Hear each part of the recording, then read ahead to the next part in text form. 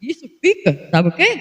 Tudo que vocês estão falando de mim é a prestação da geladeira, as borrachas da geladeira, e a energia e as borrachas, sim. E a prestação da geladeira que eu ainda estou pagando. Se quiser, assim, se não quiser, porque não traga mais. E então, e eu mesmo é que não sou, né? Aí disse uma coisa lá, né? E eu mesmo é que não estou sendo besta de pegar, né? E minha geladeira aqui cheia de carne, né?